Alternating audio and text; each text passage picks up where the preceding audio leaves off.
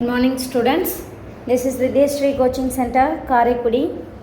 So நம்ம தொடர்ந்து டிஎன்பிசிக்கான வகுப்புகள் கண்டக்ட் பண்ணிகிட்ருக்கோம். ஸோ இன்றைக்கும் நம்ம அதோட கண்டினியூவேஷனாக எஸ்டர்டே சிந்து சமவெளி நாகரிகத்தோட பார்ட் 1 பார்த்தோம். ஸோ இன்றைக்கி சிந்து சமவெளி நாகரிகத்தோட பார்ட் 2 பார்க்க போகிறோம்.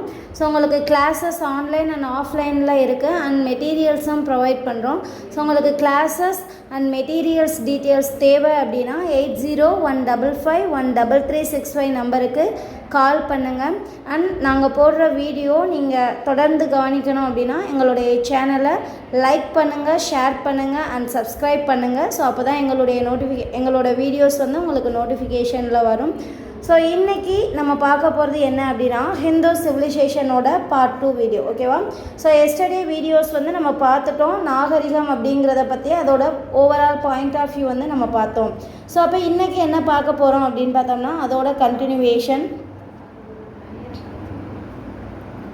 ஓகே, ஸோ இன்றைக்கி பாருங்கள். ஸோ இன்றைக்கி அதோட கண்டினியூவேஷன். ஓகே, இந்திய தொல்லியல் துறை அப்படின்னு பார்த்தோம். ஸோ அப்போ அதை உருவாக்குனவங்கன்னு சொல்லி யாராவது இருக்கணும் இல்லையா? ஸோ யார் உருவாக்குனாங்கன்னு பாருங்கள். ஸோ இந்திய தொல்லியல் துறையை நம்ம ஆங்கிலத்தில் எப்படி சொல்லுவோம்? இது வந்து ஒரு ப்ரீவியஸ் இயர் கொஸ்டின், ஓகேங்களா? ரொம்ப important previous year question. So என்ன கொடுத்துருக்காங்க பாருங்கள், ஏஎஸ்ஐ அப்படிங்கிறதோட ஃபுல் ஃபார்ம் என்ன அப்படின்னு சொல்லி கேட்டிருந்தாங்க, ஓகேவா? ஸோ அப்போ ஆர்கியாலஜிக்கல் சர்வே ஆஃப் இந்தியா அப்படிங்கிறது தான் இதோட ஃபுல் ஃபார்ம். ஸோ இது எப்போ உருவாக்கப்பட்டது அப்படின்னா 1861 அலெக்சாண்டர் கன்னிங்ஹாம் அப்படிங்கிற நில அளவையாளர்னால் முதலாக உருவாக்கப்பட்டது இந்த அமைப்பு. ஸோ இதோட ஹெட் குவார்ட்டர்ஸ் எங்கே இருக்குது அப்படின்னா நியூ டெல்லியில் இருக்குது, ஓகேவா? ஸோ அடுத்து இந்த ஹரப்பாவில் எப்படி அகழ்வாய்வுகள் மேற்கொள்ளப்பட்டது அப்படின்னு சொல்லி பார்ப்போம். ஸோ ஃபஸ்ட்டு ஹரப்பாவை பற்றின டீட்டெயில்ஸை வந்து யார் குறிப்பிட்டிருக்கா அப்படிங்கிறத பார்த்துருவோம். ஹரப்பா. ஸோ ஃபஸ்ட்டு வந்து ஹரப்பா அப்படிங்கிற பகுதிக்கு யார் முதலாக விசிட் பண்ணா அப்படின்னு பார்த்தோம்னா 1826 சார்ல்ஸ் மேசன் அப்படிங்கிற இங்கிலாந்து நாட்டை சேர்ந்த, அதாவது ஆங்கில கிழக்கிந்திய கம்பெனியில் பிரிட்டிஷ் எம்பையரில் ஒர்க் பண்ணக்கூடிய ஒரு படை வீரர் மற்றும் ஆராய்ச்சியாளராகவும் இந்த சார்ல்ஸ் மேசன் வந்து இருக்கார். ஸோ இவர் என்ன பண்ணுறாரு, இவர் தான் முதலாக ஹரப்பா குறித்த இடிபாடுகளை தன்னோட நூலில் குறிப்பிட்டிருக்காரு. பட் இது அந்த அளவுக்கு ரீச் ஆச்சா அப்படின்னா கிடையாது. ஸோ அடுத்து வந்து பாருங்கள் 1831 அலெக்சாண்டர் பர்ன்ஸ் வந்து அகழாய்வு மேற்கொள்கிறாரு. ஸோ இந்த அலெக்சாண்டர் பர்ன்ஸ் எங்கே போகிறாரு அப்படின்னா நம்ம ஏற்கனவே பார்த்தோம் ஹரப்பாவை எத்தனை காலகட்டங்களாக பிரித்தோம் அப்படின்னு பாருங்கள். ஹரப்பாவை ஒரு 3 காலகட்டமாக பிரிச்சிருக்கோம் இல்லையா? தொடக்க கால ஹரப்பா, முதிர்ச்சி அடைந்த ஹரப்பா, பிற்கால ஹரப்பா அப்படின்னு சொல்லிட்டு பிரிச்சிருப்போம். ஸோ இதில் தொடக்க கால ஹரப்பாவுடன் தொடர்புடைய அம்ரி மற்றும் கோஜி. ஸோ அப்போ எந்த பிளேஸ்க்கு வந்திருக்காரு பாருங்கள், அம்ரி அப்படிங்கிற பிளேஸ்க்கு 1831 அலெக்சாண்டர் பர்ன்ஸ் என்பவர் வந்து வந்திருக்காரு. ஸோ அப்போ அலெக்சாண்டர் பர்ன்ஸ் வந்து எந்த காலகட்டத்துடன் தொடர்புடைய நகரத்திற்கு வந்தார் அப்படின்னா தொடக்க கால ஹரப்பா காலகட்டத்துடன் தொடர்புடைய நகரத்திற்கு வந்திருக்காரு, ஓகேங்களா? ஸோ அடுத்து வந்து என்னது அப்படின்னு பார்த்தோம். பட் இதுவும் வந்து ரீச் ஆச்சா அப்படின்னா கிடையாது, இதுவும் ரீச் ஆகலாம். நான் அடுத்து பாருங்கள் 1856 ரயில்வே, அதாவது ரயில்வே அமைக்கும் பொருட்டு லாகூர்லேருந்து முல்தான் வரை என்ன பண்ணுறாங்க, ரயில் பாதை அமைக்கும் பொருட்டு அந்த பகுதிகளை வந்து பூமியை நோண்ட ஆரம்பிக்கிறாங்க. அப்போங்க அங்கே அதிகமான சுட்ட செங்கற்கற்கள் வந்து கிடைக்கிது. பட் அவங்க அந்த செங்கற்கற்களோட வேல்யூ தெரியாமல் என்ன பண்ணுறாங்க, அந்த தண்டவாளத்தில் போடக்கூடிய கற்களாக பயன்படுத்திடுறாங்க, ஓகேவா? ஸோ அடுத்து வந்து என்னது அப்படின்னு பார்த்தோம்னா தென் 1853 அண்ட் 1856 1875 இந்த 3 இயர்ஸ் ஞாபகம் வச்சுக்கோங்க. ஸோ 3 ஆண்டுகளில் அலெக்சாண்டர் கன்னிங்ஹாம் நம்ம படித்தோம் இல்லையா, இந்திய தொல்லியல் துறை உருவாக காரணமானவர். ஸோ இவர் வந்து என்ன பண்ணியிருக்காரு அப்படின்னு பார்த்தோம்னா அகழாய்வு மேற்கொள்ள இங்கே வந்திருக்காரு. ஸோ யார் அப்படின்னு பார்த்தோம்னா அலெக்சாண்டர் கன்னிங்ஹாம்.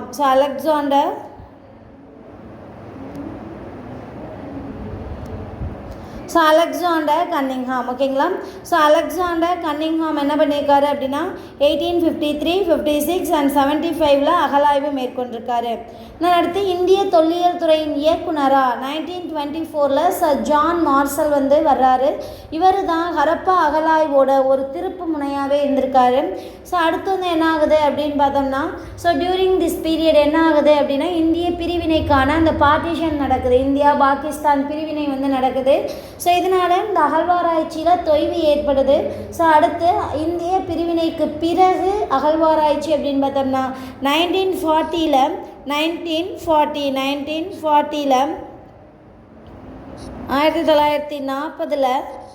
REM வீலர், அதாவது ராபர்ட் எரிக் மார்ட்டி வீலர் அப்படின்னு சொல்லுவோம், இவர் அகலாய்வு மேற்கொண்டிருக்காரு. ஸோ அடுத்து இந்திய பிரிவினைக்கு பிறகு, அதாவது ஹரப்பாவுடைய நம்ம பிரிவினைக்கு முன்னாடி தெரியும் நம்ம இந்தியான்னா ஒரு ஜெய்ஜாண்டிக்காக இருக்கக்கூடியது, நம்ம பக்கத்தில் இருக்கக்கூடிய பிளேசஸ் எல்லாத்தையும் சேர்த்து தான் இந்தியா அப்படின்னு சொல்லுவோம். பட் இந்திய பிரிவினைக்கு பிறகு அதனால் ஹரப்பாவுடைய பெரும்பகுதிகள் நம்ம இந்தியாவில் ஓவராலாக இந்தியாவில் இருக்குதுன்னு சொல்லியிருப்பாங்க. பட் அதாவது பிரிவினைக்கு பிறகு என்ன பண்ணுறாங்க அப்படின்னு பார்த்தோம்னா, பிரிக்கும்போது நம்ம ஹரப்பாவுடன் தொடர்புடைய, அதாவது ஹரப்பான்னா சிந்து சமவெளி நாகரிகத்துடன் தொடர்புடைய பெரும்பான்மையான பகுதிகள் எங்கே போயிடுது அப்படின்னா பாகிஸ்தானுக்கிட்ட போயிடுது. ஓகேங்களா? ஸோ அப்போ நம்மக்கிட்ட என்னென்ன இருக்குது அப்படின்னு பார்த்தோம்னா லோத்தல், தோலவிரா, காலிபங்கன், சுர்கோடா, ராகி கர்கி போன்ற பகுதிகள் தான் நம்ம இந்தியாவுடன் தொடர்புடைய பகுதிகளாக இருக்குது. ஸோ அடுத்து என்னது அப்படின்னு பார்த்தோம்னா ஹரப்பாவோட முக்கிய கூறுகள். ஸோ ஹரப்பா அப்படின்னு பார்த்தோம்னா நகர நாகரிகம்னு பார்த்தோம். ஸோ காரணம் என்ன, அங்கே திட்டமிடப்பட்ட நகர அமைப்பு காணப்படுது. ஸோ திட்டமிடப்பட்ட நகர அமைப்பு அப்படின்னா எப்படி இருக்கும், மேல் நகர அமைப்பு, கீழ் நகர அமைப்பு அப்படின்னு சொல்லிட்டு பிரிக்கிறாங்க. ஸோ மேல் நகர அமைப்பில் இப்போ யார் இருப்பாங்க அப்படின்னு பார்த்தோம்னா நிர்வாக குழுக்கள்னு சொல்லுவோம் இல்லையா. கண்டிப்பாக இவ்வளோ ஒரு ஃபெசிலிட்டிஸ் இருக்கக்கூடிய இந்த பகுதியை, அதாவது ஒழுங்கு கட்டுப்பாடுகள் இருந்திருந்த ஒரு ஹரப்பா பகுதியை நிர்வகிக்க ஒரு உள்ளாட்சி அமைப்பாவது இருந்திருக்கணும் அப்படின்னு சொல்கிறாங்க. ஸோ அப்போ அந்த மேல் நகர அமைப்பு அப்படின்னு பார்த்தோம்னா அதை சிட்டாட்டல் அல்லது கோட்டை மேடு அப்படின்னு சொல்லுவோம். அதாவது காரணம் என்ன அப்படின்னா அது நகரத்தோட உயர்ந்த பகுதியில் அந்த மேல் நகர அமைப்பு இருக்குது. அதாவது மேற்கு பகுதியில் சற்று உயர்வான இடத்துல காணப்படுது. இங்கே உள்ளாட்சி அமைப்பு அல்லது நிர்வாக குழுக்கள் வசிச்சிருக்காங்க. ஸோ அடுத்து பார்த்தோம் அப்படின்னா கீழ்நகர அமைப்பு அப்படின்னு பார்த்தோம்னா நகரத்தோட கிழக்கு பகுதியில் உயரம் சற்று தாழ்வானதாக இருக்கக்கூடிய பகுதியில் காணப்படுது. இங்கே சாதாரண மக்கள் வசிக்கக்கூடிய ஒரு பகுதியாக இருக்குது. ஸோ அடுத்து ஹரப்பா நாகரிகத்தோட முன்னோடி அப்படின்னு ரிப்பீட்டடாக கேட்கக்கூடிய ஒரு கொஸ்டின் எது அப்படின்னு பார்த்தோம்னா மெஹர்கர். ஹரப்பா நாகரிகத்தின் முன்னோடி என அழைக்கப்படுவது எது அப்படின்னா மெஹர்கர். இங்கே கிமு 7000 ஒட்டிய அந்த வாழ்க்கை முறையானது வாழ்ந்திருக்காங்க அப்படின்னு தெரிய வருது.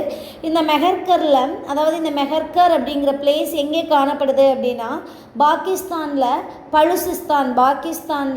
பலுசிஸ்தான் ஸ்டேட்டில் போலன் ஆற்று பள்ளத்தாக்கு பகுதியில் காணப்படுது. ஓகேவா?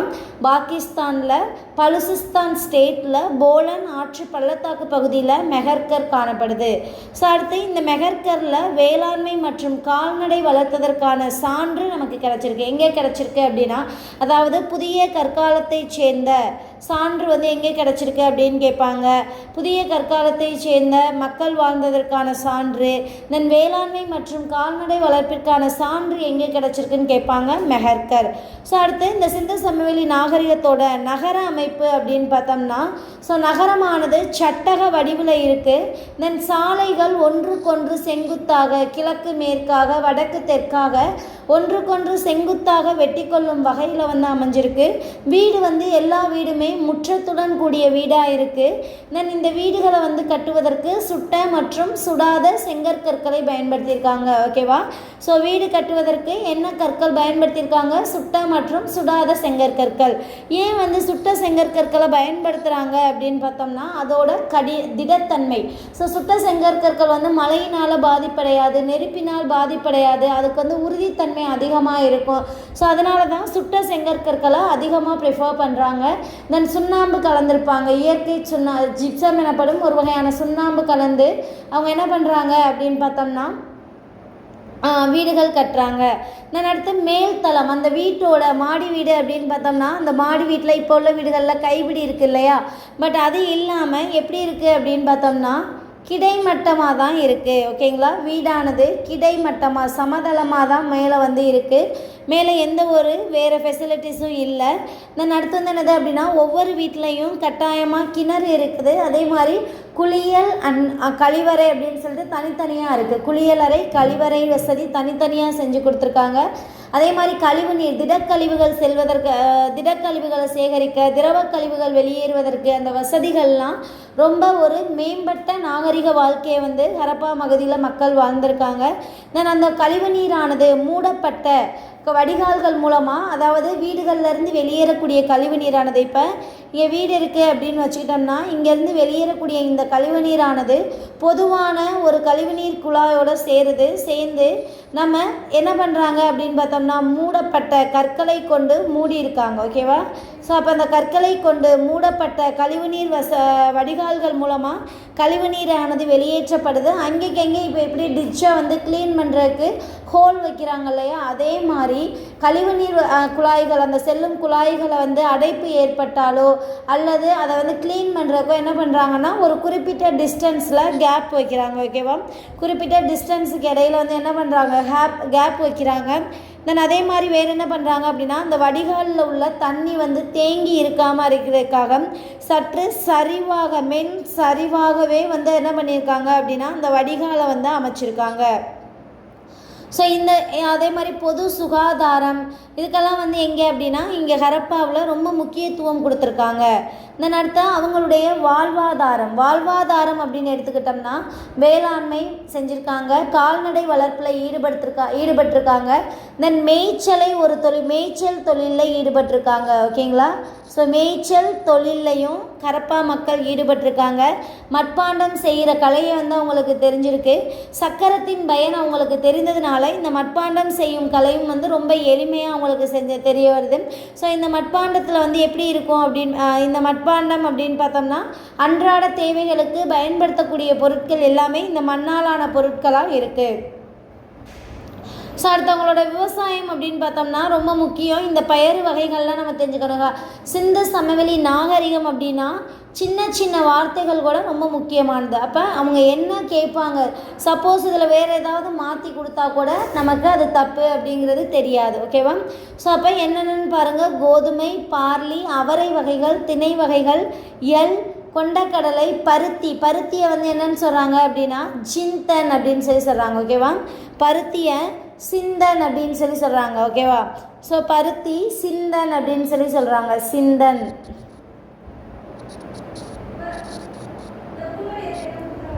ஓகே, பருத்தி வந்து என்னது அப்படின்னா சிந்தன் அப்படின்னு சொல்கிறாங்க. திணை வகைகளை சார்ந்த பயிர்களை வந்து இவங்க விளைவிக்கிறாங்க. தென் அதே மாதிரி இவங்களுடைய பயிரிடல் முறையானது இரட்டை பயிரிடல் முறையாக வந்து காணப்படுது.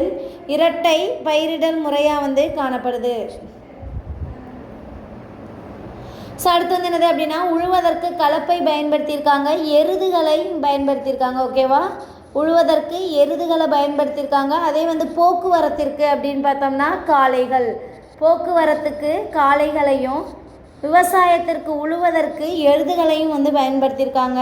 தென் இந்த விவசாயத்தில் இவங்க ஈடுபட்டிருக்காங்க அப்படிங்கிறதுக்கான சான்று உழுத நிலங்கள், நெல் விளைந்த வயல்கள் இருந்ததற்கான சான்று எங்கே அப்படின்னா காலிபங்கனில் கிடச்சிருக்கு.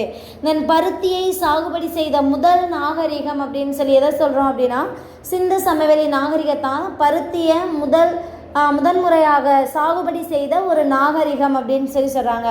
தென் அடுத்து இவங்க பழக்கப்படுத்திய விலங்குகள்னு பாருங்கள், வெள்ளாடு, செம்பரியாடு, மாடு, எருமை, பன்றி, யானை, கோழி, ஒட்டகம் போன்ற இதெல்லாம் நமக்கு தெரியாது. ஒட்டகம்லாம் அவங்க பழக்கப்படுத்தியிருப்பாங்களா அப்படிங்கிறது கொஸ்டின் மார்க் தான். ஸோ அப்போ வெள்ளாடு, செம்பரியாடு, மாடு, எருமை, பன்றி, யானை, கோழி, ஒட்டகம் போன்றவற்றை வந்து என்ன பண்ணியிருக்காங்க அப்படின்னா இவங்க வளர்த்துருக்காங்க. பட் குதிரை குறித்த நாலேஜ் வந்து அவங்களுக்கு தெரியாது, குதிரை தெரியாது. தென் மாடை இவங்க ஜெபு அப்படின்னு சொல்கிறாங்க. அதாவது இதோட உருவமானது எப்படி இருக்கும் அப்படின்னா பெரிய உடலமைப்பை கொண்டதாக இருக்கும். மாடுகளோட உடலமைப்பு எப்படி இருக்கும் அப்படின்னா பெரிய உடலமைப்பாக வந்து இருக்கும். ஸோ அடுத்து வந்து என்னது அப்படின்னா முத்திரை. இந்த சிந்து சமவெளி முத்திரைகளில் இந்த பெரிய காளை உருவம் பொறித்து வந்து காணப்படுது அப்படின்னு சொல்லியிருக்காங்க. இதன் அடுத்து இவங்களுடைய கைவினை தயாரிப்பு, அதாவது இவங்க என்ன செய்வாங்க, வளையல்கள் இதெல்லாம் வந்து செய்வாங்க இல்லையா, வளையல், கழுத்தில் அணியக்கூடியது, காலில் அணியக்கூடியது, மணிகள், அணிகலன்கள் செய்தல், சங்கால வளையல் செய்தல் போன்ற தொழில்களில் வந்து ஈடுபட்டிருக்காங்க. ஸோ அப்போ இவங்க தங்களுக்கு தேவையான அணிகலன் செய்கிறது எந்த மாதிரியான பொருட்களில் செஞ்சுருக்காங்க அப்படின்னு பார்த்தோம்னா கார்னிலியன் அப்படிங்கிறது ஒரு சிவப்பு நிற மணி அப்படின்னு சொல்லலாம். தென் ஜாஸ்பர், கிறிஸ்டல் போன்ற படிகக்கல், ஜாஸ்பர் கிறிஸ்டல்லாம் வந்து என்னது அப்படின்னா படிகக்கல். ஓகேவா, ஜாஸ்பர் கிறிஸ்டல் போன்ற படிகக்கல்.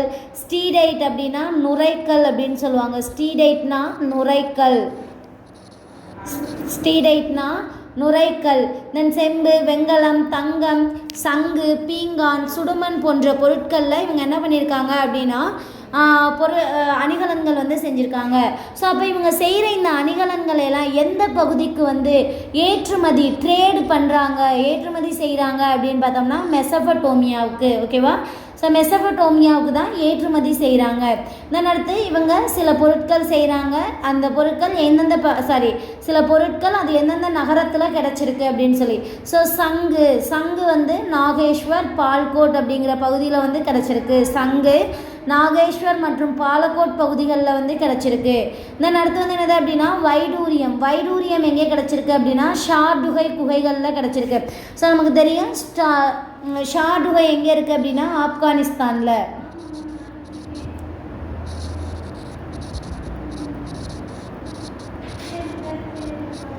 ஷார்டுகை எங்கே இருக்குது அப்படின்னா ஆப்கானிஸ்தானில். தென் கார்னிலியன் லோத்தல் பகுதி. கார்னிலியன் எங்கே கிடச்சிருக்கு அப்படின்னா லோத்தலில். ஸ்டீடைட் வந்து தெற்கு ராஜஸ்தான். செம்பு வந்து ராஜஸ்தான் அண்ட் ஓமன் பகுதிகளில் கிடச்சிருக்கு. இதன் அடுத்து இவங்களுடைய மட்பாண்டங்கள் நம்ம படித்தோம். அவங்களுடைய மட்பாண்டங்கள் வந்து நன்கு சுடப்பட்டதாக இருக்கும். சிவப்பு வண்ணத்தை, அதாவது பானையில் சிவப்பு வண்ணம் பூசி அதில் கருமை நிறத்தில் ஓவியம் தீட்டுறாங்க. தென் அந்த ஓவியங்களும் வந்து என்னது அப்படின்னா வடிவியல் சம்மந்தப்பட்டதாக இருக்கும். அதே மாதிரி இலைகள், மீன்கள் போன்ற வடிவங்களை கொண்டதாக வந்து காணப்படுது. தென் இவங்களுடைய கருவிகள் அப்படின்னா இவங்க வந்து பயன்படுத்தின கருவிகள் எல்லாமே செட் எனப்படும் சிலிக்கா கல் வகையினால் வந்து என்ன பண்ணியிருக்காங்க அப்படின்னா செஞ்சுருக்காங்க. அதே மாதிரி எலும்பு மற்றும் தந்தத்தாலான கருவிகள்லாம் வந்து செஞ்சுருக்காங்க. இவங்களுக்கு இரும்பு பற்றிய அறிவு தெரியாது. காரணம் இவங்க வெண்கலத்தாலான பொருட்களில் தான் வந்து பயன்படுத்தியிருப்பாங்க. இரும்பு குறித்த அறிவு இவங்கள்ட்ட கிடையாது.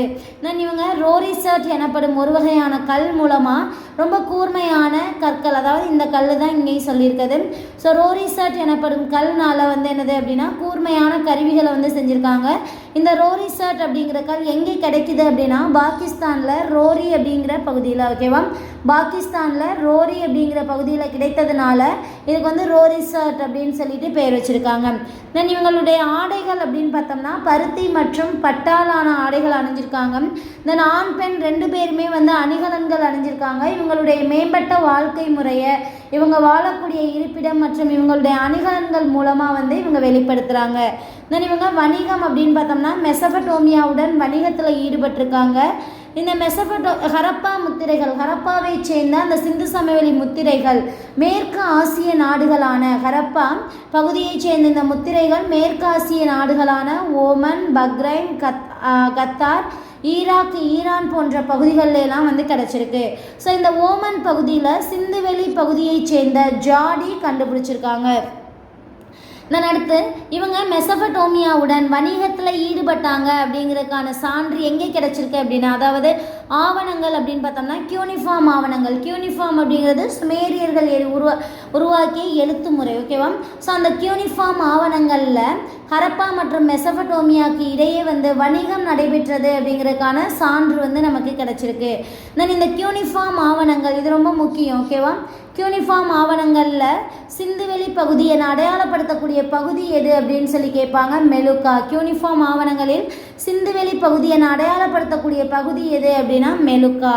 இதன் அடுத்து இங்கே உள்ள எடைகள் மற்றும் அளவைகள் அப்படின்னு பார்த்தோம்னா இவங்க ரொம்ப அதாவது வணிகத்தில் சிறந்து விளங்குனதுனால எடைகள் மற்றும் அளவீடுகளில் ரொம்ப முறைப்படுத்தப்பட்ட ஒரு மேம்பட்ட முறையில் வந்து இருந்திருக்காங்க. இவங்களுடைய எடை கற்கள்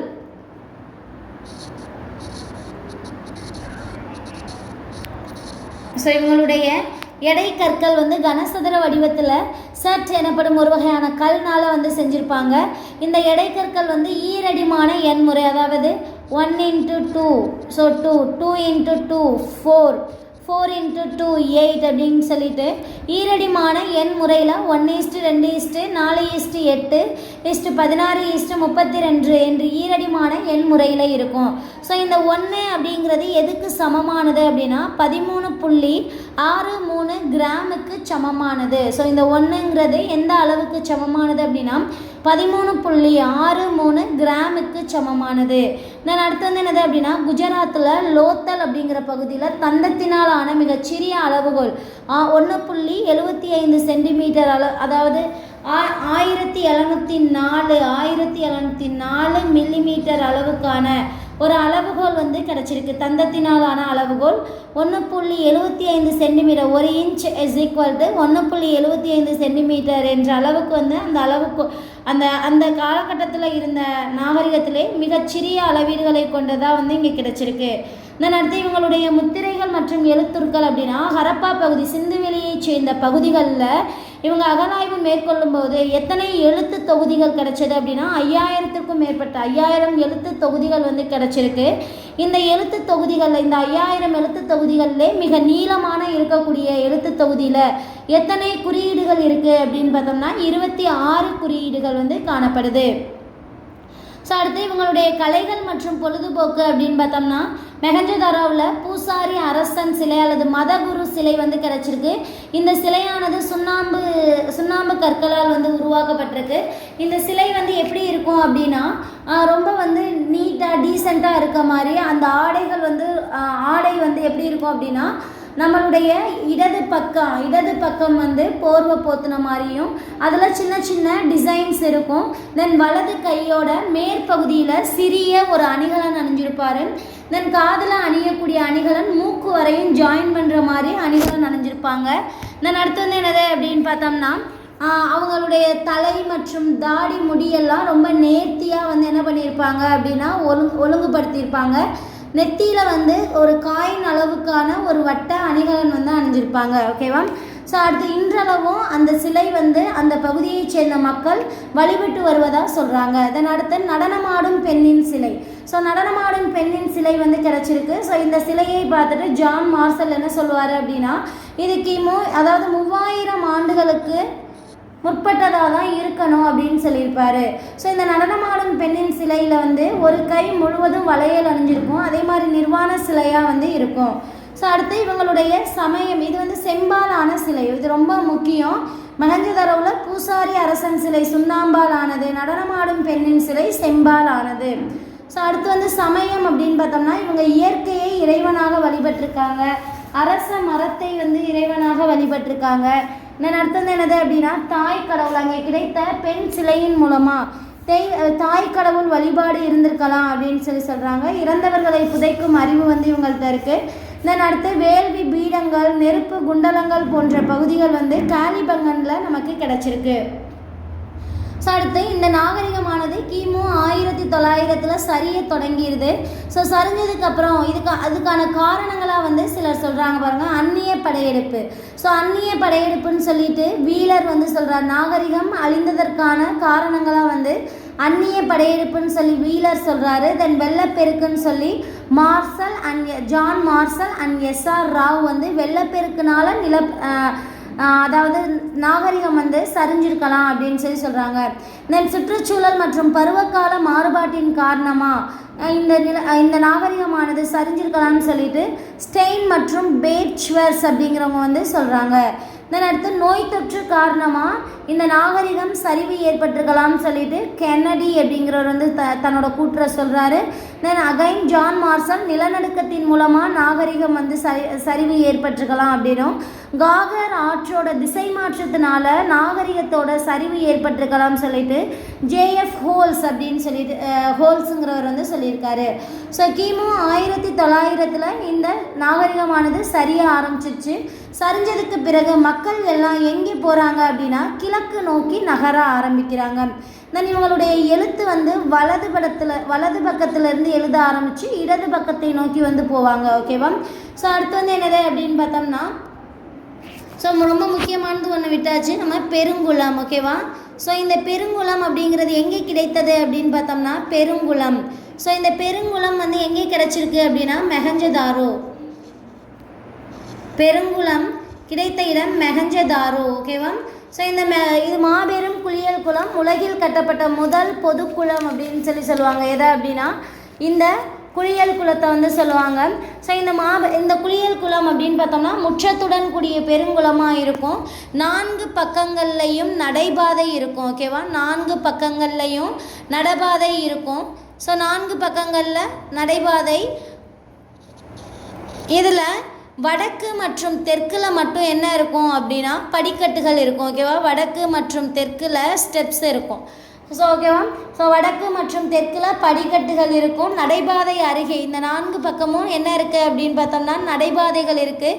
இதுக்கு பக்கத்தில் சின்ன சின்ன அறைகள் இருக்குது. இந்த அறைகள் எல்லாமே வந்து ஒன்று வந்து என்னது அப்படின்னா குளியல் அறையாகவும், ஒன்று வந்து ஆடைகள் மாற்றக்கூடிய அறைகளாகவும், தானியங்கள் சேமித்து வைக்கக்கூடிய அறைகளாகவும் வந்து இருக்குது. ஓகேவா? ஸோ இந்த இதில் தண்ணீர் புகாத வண்ணம் அவங்க என்ன பண்ணியிருக்காங்கன்னா ஜிப்சம் கலந்த ஒரு வகையான சாந்துனால என்ன பண்ணியிருக்காங்க அப்படின்னா பூசியிருக்காங்க. ஸோ அடுத்து வந்து என்னது அப்படின்னா மாபெரும் கூட்ட அரங்கு ஒன்று வந்து என்னது அப்படின்னா மெஹஞ்சதாரோவில் கிடச்சிருக்கு. மாபெரும் கூட்ட அரங்கு. ஸோ இதெல்லாம் ரொம்ப முக்கியம். இது எங்கே கிடைச்சது அப்படிங்கிறது ரொம்ப முக்கியம். ஓகேவா? ஸோ சிந்து சமவெளி நாகரிகம் அப்படிங்கிறது ஓவர் ஆயிடுச்சு. ஸோ தொடர்ந்து நம்மளோட கிளாஸஸை கவனிங்க. எக்ஸாமில் உங்களுக்கு என்ன ரொம்ப இம்பார்ட்டண்ட்டாக தேவையோ அதுக்கான அனைத்துமே நாங்கள் தொகுத்து கொடுத்துருக்கோம். ஸோ நம்ம இப்போ கொடுத்ததுமே 6th to 12th வரையுமே சிந்து சமவெளி நாகரிகம் எங்கெங்கே இருக்கோ அதை எல்லாத்தையும் தொகுத்து ப்ளஸ் எக்ஸ்ட்ரா பாயிண்ட்டும் சேர்த்து தான் கொடுத்துருக்கோம். ஓகேங்களா? So once again I repeated, this is Vidyasri coaching centre Karaikudi.